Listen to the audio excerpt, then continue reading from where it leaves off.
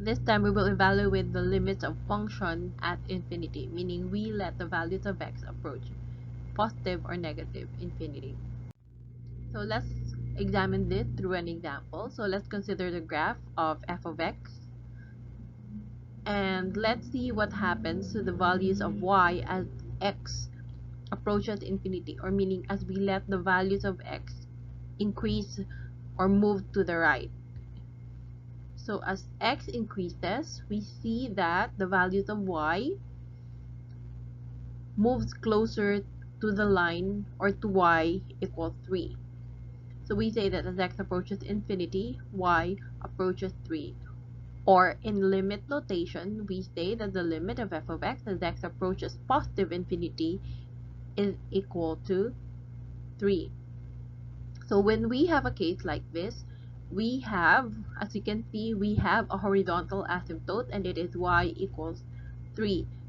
So when the values of x approach infinity and the values of y gets closer and closer to a certain real number, then y equals that real number is a horizontal asymptote.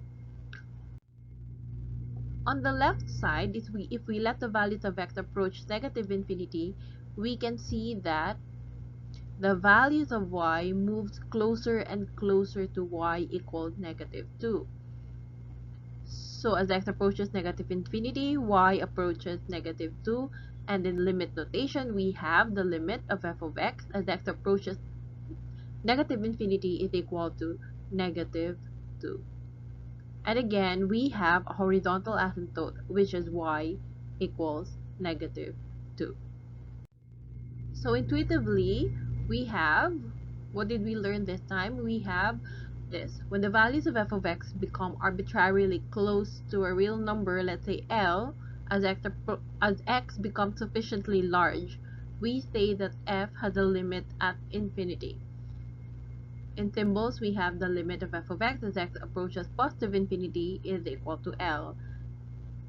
And from here, we can say that we have a horizontal asymptote at y equals L. Similarly, when we have x less than 0 or negative values of x, and when the values of x becomes arbitrarily close to a real number L, as the absolute value of x becomes sufficiently large, we say that f has a limit at infinity, and in symbols we have the limit of f of x as x approaches negative infinity is equal to L. And of course, we have a horizontal asymptote at y equals L. Now, why did we have an absolute value here? It just, the absolute value just tells you that the values of x become sufficiently large. But since we're taking negative values of x, so this means that they're sufficiently large negatively. That's why we say that as x approaches negative infinity. So let's lay down what a horizontal asymptote is, or when do we have a horizontal asymptote. So if the limit of f of x as x approaches positive or negative infinity is equal to L, then we say that the horizontal line y equals L is a horizontal asymptote of f of x.